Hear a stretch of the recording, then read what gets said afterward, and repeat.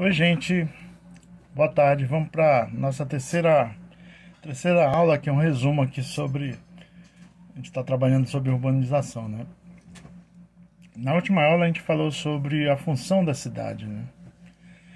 E hoje a gente tem um artigo aqui, 182 e 83 da Constituição Federal, que estabelece algumas diretrizes gerais da política urbana, né?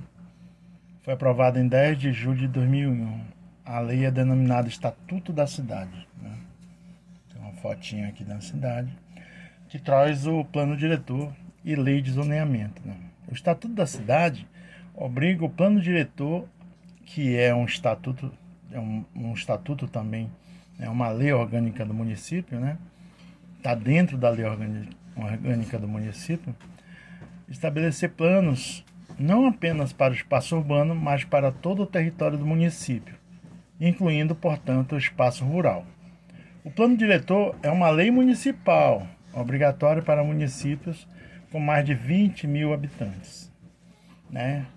E cria um sistema de planejamento e gestão do município, determinando as políticas a serem desenvolvidas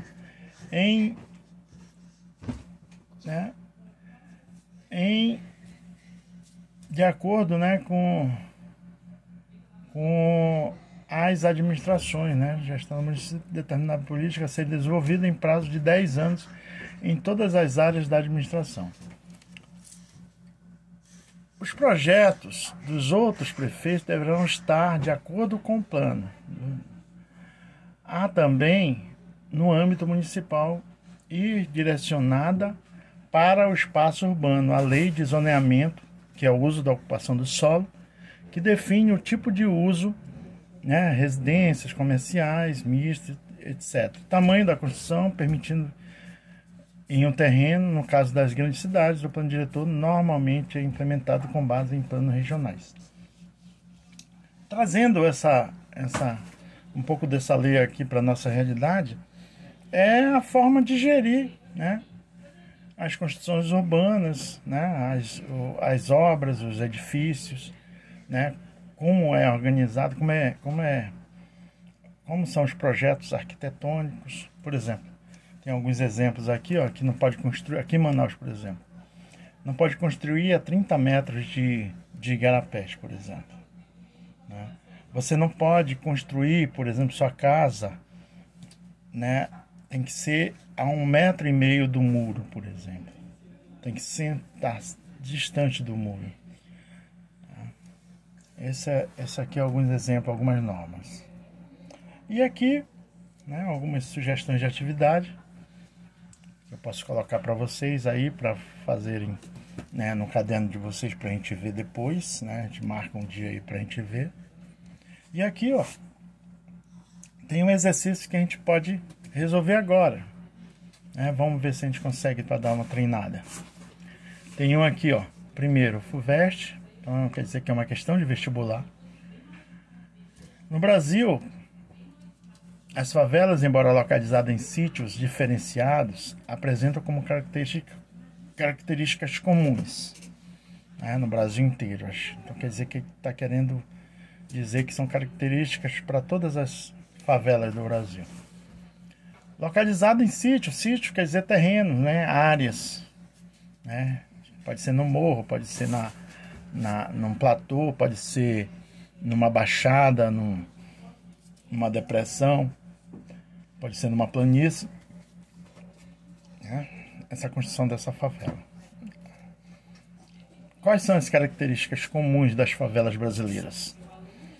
Aí ele mostra aqui, a questão mostra a letra A. O seu caráter periférico, ocupando sempre os limites da mancha urbana. Será que todas as favelas do Brasil, né, são periféricas? Acho que não, hein? Tem favela no centro de algumas cidades. Então não é comum a todas as favelas. Então, bom, letra A não pode ser. B.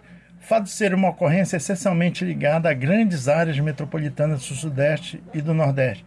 Também não, porque há favela no Nordeste, no Norte, né? Então não é comum a todas as favelas. Letra C. As habitações de baixo custos, geralmente, construindo em terrenos de posse definitiva, localizados em loteamentos organizados e destinados à população de baixo... Não, de jeito nenhum. As favelas, primeiro, que não são em terrenos de posse definitiva, dificilmente. E outra coisa, não são loteamentos organizados. Então essa também não é. Letra D. A ausência de preocupação com o meio ambiente urbano em razão da natureza desordenada da ocupação, realizada em terrenos públicos ou de terceiros. O fato de estar estruturalmente associado, essa é a letra E, a bairros tradicionais degradados com reutilização de diversos casarões mantidos pela... Também não. Então a letra certa, a resposta correta é a letra D. Ausência de preocupação com o meio ambiente urbano em razão da natureza desordenada da ocupação, realizada em terrenos públicos, que é aquela questão da ocupação, né? Ou de terceiros, né? Que geralmente acontece dessa forma. Então, a característica comum das favelas brasileiras é a ausência de preocupação com o meio ambiente urbano em razão da natureza desordenada, realizada em terrenos públicos de terceiros. É isso mesmo, é a questão D. É a questão, né? A resposta D. Segundo, PUC Campinas. A população das grandes metrópoles brasileiras vê-se atingida pelas enchentes exageradas, pelo assoreamento de córregos e rios, pela impermeabilização do solo, pela destruição de áreas verdes, pela poluição do ar e da água, pela erosão que afeta os solos das áreas ocupadas de modo inadequado. A ideia central do texto faz referência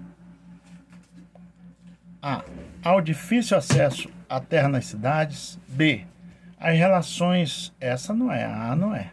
B. As relações entre indivíduos e coletividade das cidades tem nada a ver com o enunciado.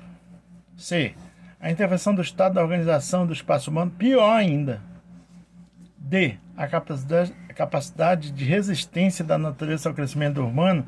Também não. Infelizmente, a natureza não resiste à ocupação e ao crescimento urbano. Aos problemas ambientais decorrentes da expansão urbana desordenada. Então é essa aí, a letra E. A letra E que responde essa questão. Ok, gente? Essa aí foi o resumo de hoje e a gente chegou ao fim do tema urbanização. Bons estudos e até logo.